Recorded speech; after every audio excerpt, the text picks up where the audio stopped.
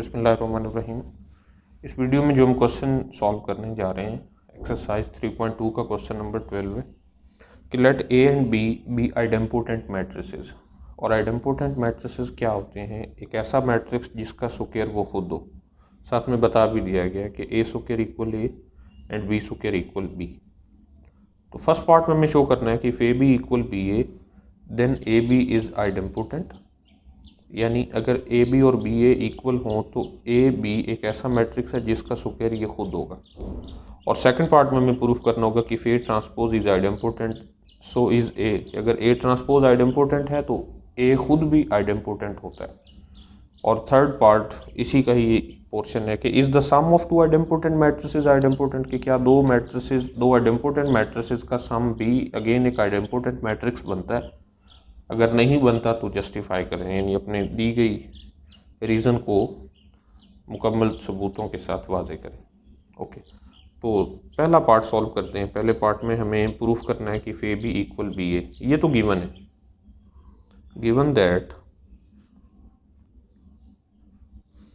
A square equal A, B square equal B and A B equal B A. हमें proof ये करना है कि ए बी आइडेम्पोटेंट है। ज़रा ए बी का स्क्वायर लेते हैं, then A B whole square. A B whole square mean A B multiply with A B. Okay, matrices की एसोसिएटिव प्रॉपर्टी मल्टीप्लिकेशन की हम सॉल्व लिखेंगे तो इसके मुताबिक हम लिख सकते हैं ए इंटू बी ए इंटू बी। और बी ए अभी हम ऊपर डिस्कस कर चुके हैं कि बी ए इक्वल है ए बी के। तो ये ए बी और ये बी, ये इक्वल हो गया ए स्क्वायर बी स्क्वायर। और हम तो ये सपोज कर चुके हैं कि ए स्क्वायर ए के इक्वल है, बी स्क्वायर बी के इक्वल है, so that is equal to A B. तो ये प्रूफ हो गया कि A B whole square is itself, so A B is idempotent. Okay, तो नेक्स्ट पार्ट में हमें ये प्रूफ करना है कि if A transpose is idempotent. यहाँ हमें नहीं बताया गया कि आइडेम्पोटेंट है या नहीं है। Suppose A transpose is idempotent, और अगर ये आइडेम्पोटेंट है तो एक ऐसा मैट्रिक्स जो आइडेम्पोटेंट हो उसका स्क्वायर वो खुद होता है। यानी हम ये लिखेंगे कि ए ट्रांसपोज का स्क्वायर इक्वल है ए ट्रांसपोज के। अब हमें ये प्रूफ करना है कि ए मैट्रिक्स भी आइडेम्पोटेंट है। तो ज़रा ए का स्क्वायर लेते हैं। ए स्क्वायर को हम लिख सकते हैं ए इंटू ए, और ए इंटू ए को हम अगेन लिख सकते हैं ए ट्रांसपोज होल ट्रांसपोज, क्योंकि हर मैट्रिक्स को उसके डबल ट्रांसपोज के इक्वल होता है। और इस मैट्रिक्स ए को भी हम लिखेंगे ए डबल ट्रांसपोज।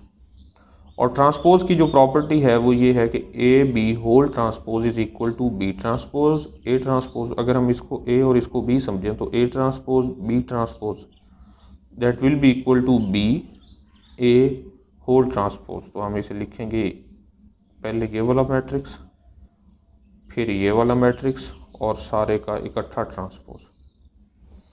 ओके, तो ये बन गया हमारे पास A transpose mean A transpose का स्क्वायर और ये होल ट्रांसपोज। ऊपर हम ये कह चुके हैं कि A transpose square is equal to A transpose, तो ये लिखा जाएगा ए ट्रांसपोज होल ट्रांसपोज, और किसी मैट्रिक्स का डबल ट्रांसपोज वो खुद होता है, सो दैट विल बी ए। तो हम देख सकते हैं कि ए स्क्वायर इक्वल ए, यानी सो ए इज आइडेम्पोटेंट। अब एक छोटी सी बात ये रह गई है कि क्या दो आइडेम्पोटेंट मैट्रिसेस का सम भी आइडेम्पोटेंट होता है? तो ऐसा नहीं होता, क्योंकि ए बी और बी ए इक्वल नहीं होते। A plus B whole square equal नहीं होता A square plus B square. तो एक रीज़न तो ये भी है, वरना हम दो मैट्रिसेस लेकर भी इस बात को प्रूफ कर सकते हैं।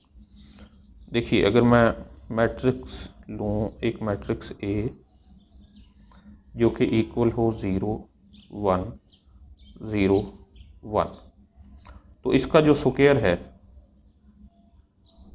Then A square will be equal to A. हम इसको मल्टीप्लाई करके चेक कर सकते हैं कि यही होगा। और अगर बी लिया जाए 1 0 0 0 तो इसका स्क्वायर भी ये खुद होगा। यानी ये दो ऐसे मैट्रिसेस हैं जो आइडेम्पोटेंट हैं, तो इनका सम क्या है? ए प्लस बी इक्वल होगा 1 1 0 1, but A plus B whole square, जब हम ए प्लस बी को ए प्लस बी से मल्टीप्लाई करेंगे तो हमारे पास जो मैट्रिक्स मिलेगा वो कुछ ये होगा 1 2 1 1। और आप ये देख सकते हैं कि A plus B whole square is not equal to A plus B.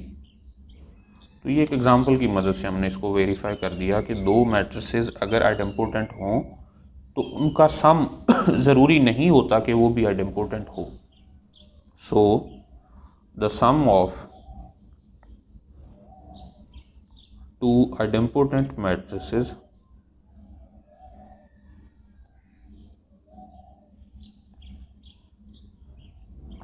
need not to be idempotent.